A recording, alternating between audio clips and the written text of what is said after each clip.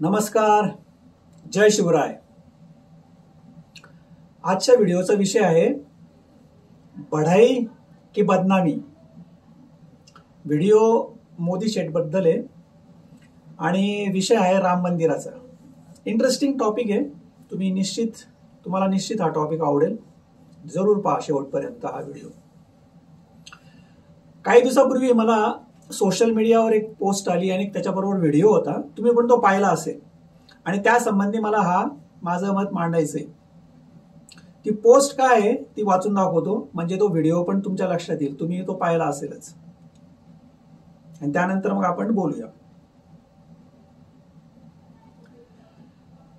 आजच्या एसपी कॉलेजला संपन्न झालेल्या राम रक्षा पठण कार्यक्रमात एक कोणालाच माहीत नसलेली गोष्ट अभिनेते राहुल सोलापूरकरांनी सांगितली ती अशी।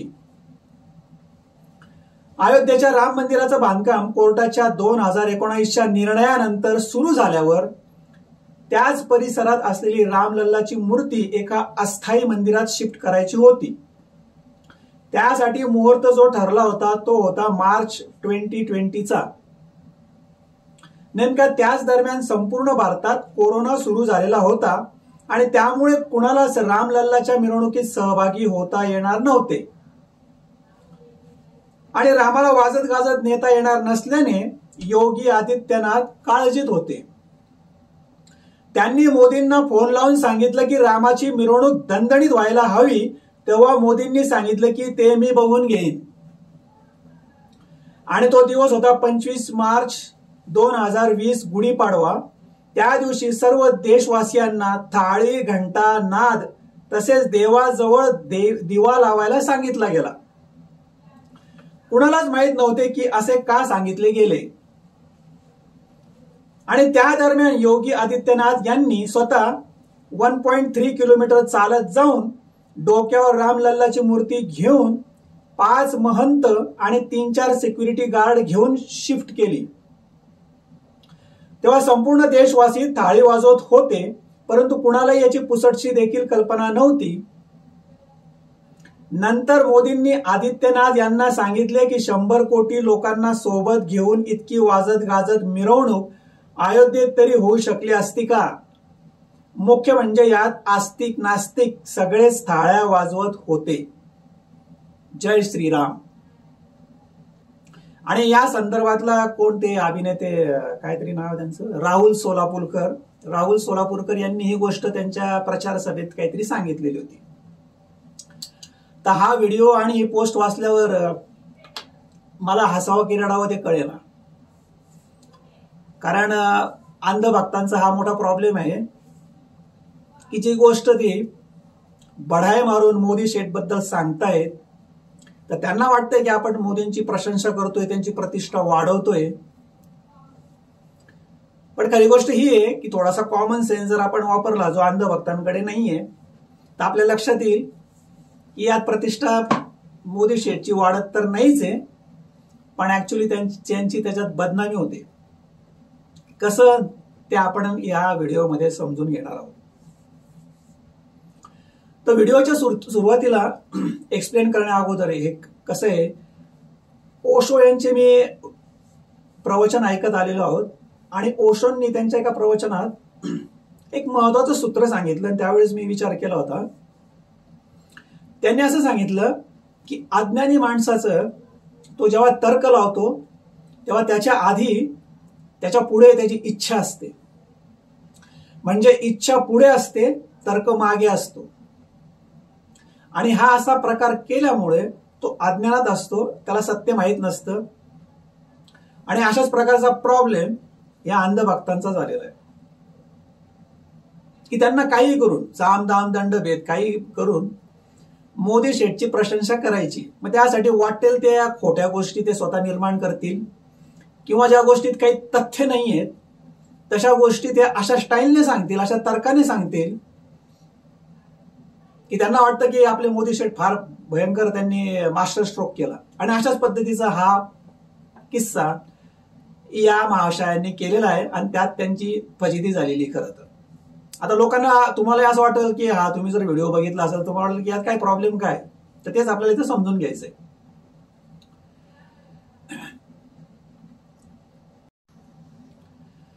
छत्रपती शिवाजी महाराजांच्या जीवनातला एक प्रसंग तुम्हाला माहित आहे. तो म्हणजे शाहिस्ते खानाची बोटे ज्यावेळेस त्यांनी छाटली आणि त्यावेळेस ते सिंहगडावर निघून गेले होते. तर सिंहगडावर जाताना शत्रूने म्हणजे शाहिस्ते खानाच्या सैन्याने आपला पाठलाग करू नये म्हणून त्यांनी त्यांना कात्रजचा घाट दाखवला होता. पहा, कोणाला? शत्रूला. आणि आपण तशी ती फ्रेज पण झालेली की कात्रजचा घाट दाखवू नये आणि ती फसवेगिरी केलेली होती त्यांनी. आणि ही फार कौतुकाची गोष्ट आहे, आपल्याला सगळ्यांना माहिती. तर इथे यांना असं वाटतंय की इथे मोदी शेठने फार मोठी खेळी केली आणि प्रभू रामचंद्राची ही जी मूर्ती शिफ्ट झाली ते अस्थायी ठिकाणी असं ते म्हणतायत. आणि त्यासाठी 100 कोटी जनता थाळ्या आणि टाळ्या आणि ते दिवे लावण्याचा कार्यक्रम ते करत होते. त्यात आस्तिक आणि नास्तिक पण सामील होते असं ते म्हणतायत. तर ज्यावेळेस मी या प्रसंगाचा वेगवेगळ्या अँगलने विचार करतो तेव्हा कुठल्याही अँगलने विचार केल्यावर मला असं दिसतं की यात मोदी शेठची प्रतिष्ठा अजिबात वाढत नाही आणि उलट त्यात त्यांची बदनामीच होते. त्यात पहिली गोष्ट महत्वाची ही आहे की मुळात हे जे काही त्यांनी केलं त्यात ते स्वतःच सांगतायत की हे गुपचूप केलं त्यांनी. म्हणजे मोदी शेठने काय सांगितलं होतं की कोरोनाच्या काळामध्ये खरं म्हणजे थाळ्या टाळ्या वाजवण्याचा दिवे लावण्याचा जो काही प्रोग्राम होता तो वैद्यकीय क्षेत्रातील लोकांच्या कॉन्ट्रीब्युशनसाठी तो केलेला होता, त्यांच्या योगदानासाठी की कोरोना काळात ते जे काम करतायत त्यांचं प्रोत्साहन त्यांचं मनोबल वाढावं किंवा त्यांच्या कामाबद्दल कृतज्ञता व्यक्त करण्यासाठी तो केलेला कार्यक्रम होता. हे आपल्या सगळ्यांना माहितीच आहे. आणि मग त्याच्यामध्ये त्यांनी ही गोष्ट ऍडिशन केलेली आहे असं त्यांचं म्हणणं आहे या राहुल सोलापूरकरांचं.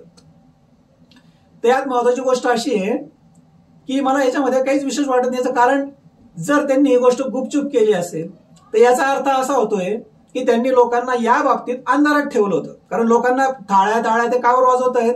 वैद्यकीय क्षेत्रातल्या लोकांसाठी, डॉक्टरांसाठी, नर्सेससाठी आणि इतर कर्मचाऱ्यांसाठी. त्यात आपण प्रभू रामचंद्रासाठी टाळ्या वाजवतोय, त्यांचं हे करतोय, त्यांना त्याची अजिबात कल्पना नाहीये. तर अशा पद्धतीने भक्तिभाव निर्माण करता तो का अंधारात ठेवून, हा मेन प्रश्न येते. तर ही जर गोष्ट त्यांनी केलेली असेल तर ही त्यांनी फसवणूक केलेली जनतेची.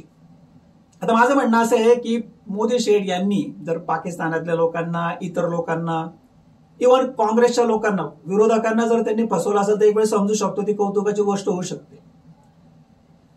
पण यांचं म्हणणं असं आहे की मोदी शेठने भारतीय जनतेलाच उल्लू बनवलं. आणि जर ते तसं असेल तर यात प्रतिष्ठा वाढते का कमी होते हा मला पडलेला प्रश्न आहे. हा पहिली गोष्ट झाली. दुसरी गोष्ट अशी आहे की समजा त्यांना जर खरोखर, आता पहिली गोष्ट मला म्हणायचंय की मुळात मोदी शेठने असं काही त्यांच्या मनात नव्हतं. हे राहुल सोलापूरकर यांनी कुठून ती बातमी काढली त्यांचं त्यांनाच माहिती. ते स्वतःच सांगतायत की ही गोष्ट कोणालाच माहित नाही. जर याच्यामध्ये कौतुकाची गोष्ट असती तर मोदी शेठ यांनी स्वतः ही गोष्ट नंतर सांगितली असती. हा पण मुद्दा आहे. त्यांनी नसती सांगितली तर योगीनाथ यांनी सांगितली असती. त्या दोघांनी नसती सांगितली तर गोदी मीडियाने ही गोष्ट सांगितली असती. पण ही गोष्ट फक्त राहुल सोलापूरकर यांनाच माहिती. त्यांच्या क्लेमनुसार ते म्हणतायत की ही गोष्ट कोणालाच माहित नाही जी मी तुम्हाला सांगतोय. म्हणजे इथेही दावा खोटा ठरतो त्यांचा की मोदी शेठ स्वतःची आत्मस्तुती करण्यात तर पुढे आहेत. हे मोदी शेठ की गॅरंटी आहे, 56 इंच छाती आहे असं ते स्वतःच म्हणत असतं. तेव्हा हे जर त्यांनी भारी काम केलं असतं तर त्यांनी स्वतःच ते क्लेम केलं असतं. युट्यूबवर हा व्हिडिओ आहे, त्यात एकाने कॉमेंट केली की मुळात राहुल सोलापूरकर ही जी गोष्ट सांगतायत ती गोष्ट मुळात मोदी आणि योगी आदित्यनाथ यांना तरी माहिती आहे का, असा प्रश्न उपस्थित केलेला आहे. आणि गोष्ट तो योग्य तर्क आहे त्याच्यामध्ये. तेव्हा हे केवळ एक फेकुगिरी राहुल सोलापूरकर यांनी केलेली दिसते असं या अँगलने दिसते मला. आता यात एक छोटंसं आपण एक गमतीदार उदाहरण घेऊया. माझ्या एका मित्राने, त्या बंड्याने मला लग्नपत्रिका पाठवली त्याच्या लग्नाची. त्याने सांगितलं की तुम्ही लग्नाला या म्हणून. तर मी लग्नपत्रिका पाहिली, त्यात त्याने मुहूर्त घेतला होता 31st. लग्न ठरवलं होतं 31st. मला आश्चर्य वाटलं की हा कुठला मुहूर्त आहे. 1 महिन्यानंतर मी त्याला कॉल केला आणि विचारलं की बाबा लग्न झालं का. तो म्हणे झालं, एकदम झकास, खूप धमाल केली कल्ला लग्नामध्ये. मग मी त्याला विचारलं लग्न झालं व्यवस्थित तुझं, धमाल आली, पण तू 31sta मुहूर्त का बरं केला? असा लग्नाला 31sta मुहूर्त काही जनरली कोणी बघत नाही, हा कुठला मुहूर्त काढला? तर त्याने सांगितलं, अहो मला हे लग्न थाटामाटात करायचं होतं आणि माझी इच्छा होती की माझ्या लग्नामध्ये अख्ख्या जगाने धमाल करावी आणि माझ्या लग्नाचं सेलिब्रेशन अख्ख्या जगाने केलं, पण सगळेजण एकदम सेलिब्रेट करत होते 31ला, खाऊन पिऊन एकदम टाकून व्यवस्थित पद्धतीने. म्हटलं मानलं पाहिजे बाबा तुला, तू हुशार आहे माणूस. असा यांचा हा अजब तर्क आहे. म्हणजे त्या बंड्याच्या लग्नात अगदी देश विदेशातले जे लोक नाचले, त्यांना माहितच नव्हतं की आपण बंड्याच्या लग्नाचं सेलिब्रेशनसाठी आपण आनंद व्यक्त करतो, असा हा तर्क झाला. पण हे अशाच पद्धतीचं प्रकार तो केला गेलेला आहे. आता यात माझं म्हणणं असं आहे की मागे यांचा जो इन्सिडेंट होता, आपल्याला माहिती आहे तो, की मोदी शेठ यांनी मागे प्रचार सभात सांगितलं होतं 2014 पूर्वी की परदेशातून ते काळं धन आणणार आहेत, काळा पैसा आणतील आणि प्रत्येकाच्या अकाउंटवर 15 लाख रुपये जमा होणार आहेत. आता तो विषय अंधभक्त काही काढत नाहीत, कारण त्यात मोदींची फजिती होते हे त्यांनाही माहिती. कारण त्या ठिकाणी तिथे त्यांनी जुमलाबाजी केली होती आणि त्यांनी जनतेला फसवलं होतं. आणि आता तोच प्रकार इथे. या संबंधामध्ये मला हे सांगायचंय की असं फसवून भक्तिभाव निर्माण केला जात नसतो किंवा काही होत नसतं.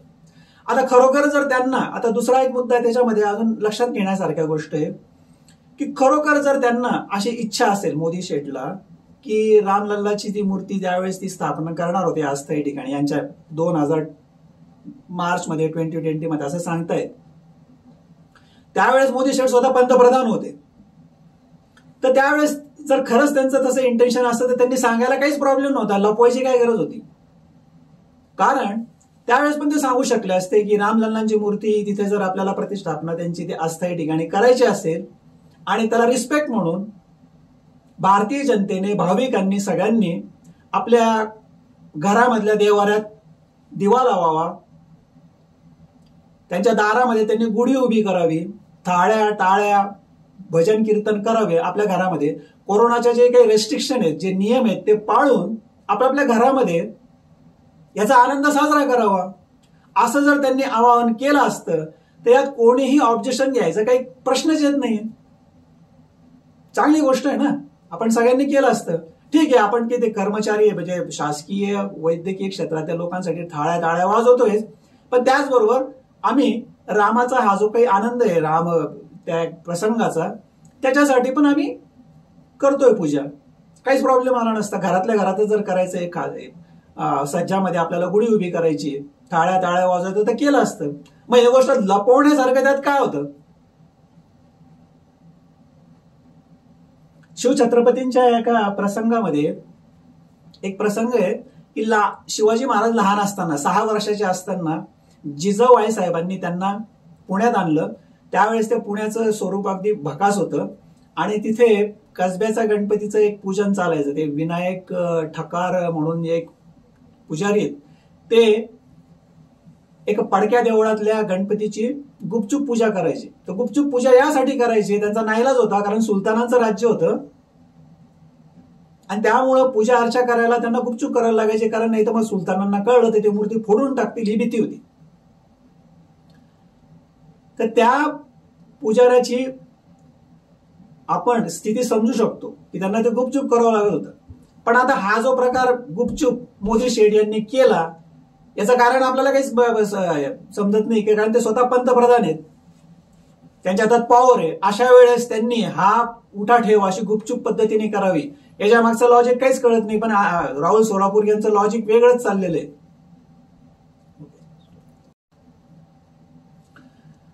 तर याच्यावरून तुम्हाला अंदाज आला असेल की हा जो काही प्रकार आहे याच्याने मोदी शेठ यांची प्रतिष्ठा वाढत तर नाहीच, उलट त्यांची प्रतिष्ठा खाली होते. याचं कारण असे की ते जनतेला उल्लू बनवण्याचं काम करतायत असा मेसेज यातून पास होतोय. यात त्यांनी नास्तिकांना टाळ्या वाजवण्यास भाग पाडलं असेल, आस्तिकांना टाळ्या वाजवला, हा मुद्दाच चुकीचा सिद्ध होतो. तसं करण्याची काही गरजच नव्हती. त्याच्यासाठी मी आणखी एक उदाहरण घेतो मला वाटतं सावरकरांच्याच पुस्तकात मेन्शन केलेलं आहे की पूर्वी म्हणजे छत्रपती शिवाजी महाराजांच्या काळात 300 वर्षापूर्वी किंवा काय जे पोर्तुगीज लोक आहेत ते अशा पद्धतीचा घाणेरडापणा करायचे, म्हणजे जनतेला फसवण्याचं काम करायचे. कसं तर मला वाटतं सावरकरांनीच त्यात लिहिलेलं आहे की ते गोव्यामध्ये त्यांचं पोर्तुगीजांची सत्ता तिथं होती, तर त्यावेळेस ते गावातल्या विहिरींमध्ये पावाचे तुकडे आणि मांसाचे तुकडे टाकून जायचे गुपचूप. आता लोकांना याची काही कल्पना नाहीये. हिंदू लोक बिचारे भोळे बाबडे त्या विहिरीवरचं पाणी प्यायचे आणि नंतर 15 दिवसांनी त्यांना सांगितलं जायचं पोर्तुगीजांकडून किंवा हे पोर्तुगीज लोक त्या पंडितांना सांगायचे तिथल्या की पहा आता तुम्ही तर ते जे अशुद्ध पाणी जे बाटलेलं त्याच्यात पावाचे तुकडे आणि मांसाचे तुकडे टाकलेलं पाणी तुम्ही प्यालात तर तुमचा आता विटाळ झाला, तुम्ही बाटले, तुम्ही आता हिंदू धर्माचे राहिले नाहीत असं त्यांना सांगण्यात यायचं. आणि मग त्यावेळेसचे पंडित आपले धार्मिक पंडित पण डिक्लेअर करायचे की तुम्हाला हिंदू धर्मातून बहिष्कृत करण्यात आलेलं आहे. आणि अशा पद्धतीने कन्व्हर्शन व्हायचं. मग या लोकांना नाईलाजाने जर ते हिंदू धर्मातून बाहेर बहिष्कृत केल्यामुळं त्यांना मग हे सांगायचे की आता तुम्ही ख्रिश्चन धर्मामध्ये कन्व्हर्ट व्हा. अशा पद्धतीने हे फसवून कन्व्हर्शन व्हायचे. त्यांना पत्ताही लागायचा नाही की आपण पाणी पिलोय. माझा सांगण्याचा मुद्दा एवढा आहे त्याच्यामध्ये की असं फोर्सिबली कन्व्हर्शन होण्याला काही अर्थ नसतो. भक्ती किंवा असं मुसलमानांनी या गोष्टी इस्लामी सुलतानांमध्ये बळजबरीने मुसलमान करण्याचे प्रकार आपण बघितलेले आहेत. छत्रपती शिवाजी महाराजांच्या जीवनातलं सेनापती नेताजी पालकर औरंगजेबाने याला जबरदस्तीने धर्मांतर करायला लावलं. ही पण गोष्ट आपण वाचलेली. तर त्यात मी मेन्शन असं म्हटलेलं आहे की नेताजी जरी मुसलमान झाला तरी तो स्वतः मूळ स्वभाव त्याचा बदललेला नव्हताच. आणि म्हणून ज्यावेळेस तो परत शिवाजी महाराजांकडे आला त्यावेळेस त्याचं शिवाजी महाराजांनी परत हिंदू धर्मात त्याला परत घेतलं. ते अशा फसवेगिरीला काही अर्थ नसतो. हे एक उदाहरण आहे. आणखी एक उदाहरण बघूया. मी तुम्हाला एक सांगतो. त्याच्यामध्ये दिवार पिक्चर तुम्ही पाहिला असेल. फारच छोटासा प्रसंग आहे पण महत्वाचा आहे, नीट समजून घ्या. त्याच्यात अमिताभ बच्चन आणि त्याचा लहान भाऊ शशी कपूर हे दोघं लहान असतात. त्यावेळेसची गोष्ट आहे की त्या दोघांची आई म्हणजे निरुपा रॉय त्यांना मंदिरात घेऊन जाते. पहा, तुम्हाला तो प्रसंग आठवत असेल. त्यावेळेस हा अमिताभ बच्चन लहान मुलगा मंदिरात जायला नाकारतो आणि तो मंदिराच्या बाहेरच बसतो. आईला ही गोष्ट आवडत नाही. तिला वाटतं माझ्या मुलाने मंदिरात आलं पाहिजे आणि मग ती त्याला जाब विचारते, तिच्यावरती रागवते की तू आत का येत नाही. तर हे जे त्यांचं संभाषण आहे त्या मंदिराचा पुजारी जेव्हा ऐकतो त्यावेळेस तो तिथे येऊन त्या निरुपा रॉयला म्हणजे अमिताभच्या आईला सांगतो की बहनजी रहने दो, की पूजा त्यात असं सांगितलेलं आहे की पूजा ही अशी जबरदस्तीने करता येत नाही. भक्तिभाव हा जबरदस्तीने निर्माण करता येत नाही. जेव्हा त्याच्या मनामध्ये भक्तिभाव निर्माण होईल तेव्हा तो स्वतःहून मंदिरात येईल. अशा पद्धतीचा तो प्रसंग आहे आणि तसं पुढे घडतंय. म्हणजे अमिताभ बच्चन हा नास्तिक असतो पण ज्यावेळेस त्याची आई आजारी पडते, हॉस्पिटलमध्ये असते वगैरे वगैरे, त्यावेळेस तो त्या मंदिरात जातो. असा प्रसंग आहे. तर सांगण्याचा मुद्दा हा की असं नकळत फसवून केलेली गोष्ट भक्तिभाव निर्माण करणारी नसते. भक्तिभाव हा आपल्या आतून आला पाहिजे, तो मनापासून आला पाहिजे, तरच भक्ती असते. नाही तर फोर्सिबली करून भक्तिभाव निर्माण करता येत नाही. आणि हे लोकांना माहित नाही आपण थाळ्या कशासाठी वाजवतोय, टाळ्या कशासाठी वाजवतोय. आणि याला जर मोदी शेठचा मास्टर स्ट्रोक म्हणत असतील तर हा निव्वळ हास्याचाच प्रकार आहे, जनतेला उल्लू बनवण्याचा.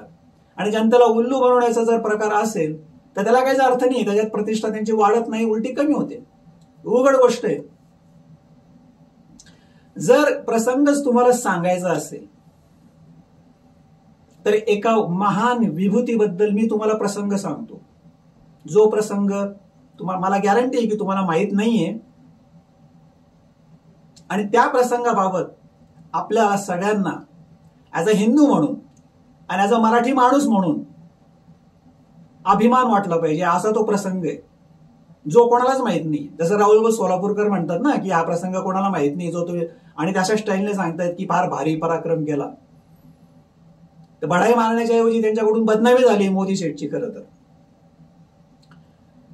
तर तो प्रसंग मी सांगतो. तो प्रसंग घडला आहे छत्रपती शिवाजी महाराजांच्या बाबतीत. कुठला प्रसंग, आणि मी गॅरंटी देतो की कोणाला तो माहित नाहीये. जेव्हा तुम्ही ऐकाल तेव्हा तुमच्या लक्षात येईल. हा प्रसंग आहे मिर्झा राजे जयसिंग आणि शिवाजी महाराज यांच्यात ज्यावेळेस पुरंदरचा तह झाला त्या संबंधामधला हा प्रसंग आहे, की जिथे आपल्याला लक्षात आलं पाहिजे की शिवाजी महाराजांनी आपल्या शत्रूला उल्लू बनवलं आणि शत्रूला त्याचा पत्ता पण लागू दिला नाही. शत्रूला तर पत्ता लागू दिला नाहीच, इतिहासकारांनाही गोष्टीचा पत्ता अजूनपर्यंत लागलेला नाहीये. आणि म्हणून ती गोष्ट मी माझ्या पुस्तकात king Shivaji the spiritual quest या पुस्तकात तो प्रसंग मी केलेला आहे. आणि मला ही गोष्ट अत्यंत आनंदाची आणि अभिमानाची वाटते सांगावीशी. आणि हा प्रसंग मी प्रभू श्रीरामचंद्र यांच्याशी तुलना करूनच सांगितलेला आहे. त्यात मी असं माझ्या पुस्तकात असं लिहिलेलं आहे की 3 युगाचे 3 श्रेष्ठ धनुर्धर म्हणजे धनुर्धारी. 3 युगातले 3 श्रेष्ठ धनुर्धर कोण? एक आहेत प्रभू श्रीरामचंद्र, दुसरे आहेत अर्जुन, आणि या कलियुगातल्या श्रेष्ठ धनुर्धर आहेत छत्रपती शिवाजी महाराज. तर तुम्हाला हे आश्चर्य वाटेल की शिवाजी महाराज तर तलवार, भवानी तलवार घेऊन घोड्यावरून लढायचे, आणि मग त्यांनी धनुष्यबाण कधी वापरलं लढाईमध्ये? अशी कुठली लढाई आहे? शिव इतिहासातला एक प्रसंग आहे की ज्याच्यामध्ये शिवाजी महाराज आपल्या शत्रूंशी हत्तीवरून तिरंदाजी करतायत, जी गोष्ट बऱ्याच लोकांना माहित नाहीये. असा तो प्रसंग आहे, आणि जो माझ्या दृष्टीने अत्यंत महत्वाचा प्रसंग आहे, ज्याच्याकडे इतिहासकारांनी, सर्व लोकांनी दुर्लक्ष केलेलं आहे. तर तो प्रसंग असा आहे की ज्यावेळेस पुरंदरचा तह झाला, त्या तहामध्ये शिवाजी महाराजांनी स्वतःहून मिर्झा राजे जयसिंग यांना सांगितलं की तुम्ही जर विजापूरच्या आदिलशाहीवर आक्रमण केलं तर मी तुमच्यासाठी मदतीला तयार आहे, मी तुमच्या बरोबर येतो, मी तुम्हाला मदत करायला तयार आहे. आणि मिर्झा राजांना ते पटलं. तेव्हा पुरंदरचा तह झाल्यानंतर, पुरंदरचा तह झाला जून 1665 मध्ये, आणि शिवाजी महाराज हे मोगलांचे, औरंगजेबाचे चाकर बनले, मोगल सरदार बनले. आणि त्यानंतर मिर्झा राजे जयसिंग, दिलेर खान पठाण, नेताजी पालकर आणि शिवाजी महाराज असे 4ही जण विजापूरवर चालून निघाले नोव्हेंबर 1665 मध्ये. तर साधारणपणे नोव्हेंबर-डिसेंबर मध्ये विजापूर जवळ यांची गाठ पडली. म्हणजे एकीकडून मिर्झा राजे जयसिंग, दिलेर खान पठाण, नेताजी पालकर आणि शिवाजी महाराज असे लढतायत, आणि दुसरीकडून आदिलशाहीची फौज आहे. आणि या लढाईमध्ये शिवाजी महाराज हत्तीवरून तिरंदाजी करत आहेत, असा तो प्रसंग आहे. आणि त्यामध्ये मी त्या पुस्तकात असं लिहिलेलं आहे की या प्रसंगात शिवाजी महाराजांनी औरंगजेबावर निशाणा साधला आणि मोगल फौजेचा पराभव केला, म्हणजे औरंगजेबाचा पराभव केला. अर्थात त्यातले डिटेल मी आता या व्हिडिओमध्ये सगळे समजावून सांगू शकत नाही, कारण व्हिडिओ लांबच जाईल. त्यासाठी तुम्हाला माझं पुस्तक वाचावं लागेल. आणि माझ्या पुस्तकामधले प्रकरण 18 हे आहे हत्तीवरून तिरंदाजी. याच्यामध्ये मी त्याची सविस्तर माहिती दिलेली. तर यात मुद्दा असा आहे की शिवाजी महाराजांनी मिर्झा राजा जयसिंगला, दिलेर खान पठाणला आणि औरंगजेबाला उल्लू बनवलं, आणि याचा पत्ताही लागू दिला नाही की त्यांनी पराभव केला म्हणून. ही सगळ्यात मोठी अभिमानाची आणि चांगली गोष्ट आहे ती. आणि इथं मोदी शेठ काय करतायत, हे सोलापूरकर काय सांगतायत की मोदी शेठने लोकांना उल्लू बनवलं. आता याच्यामध्ये अभिमानास्पद गोष्ट कसं काय असू शकते?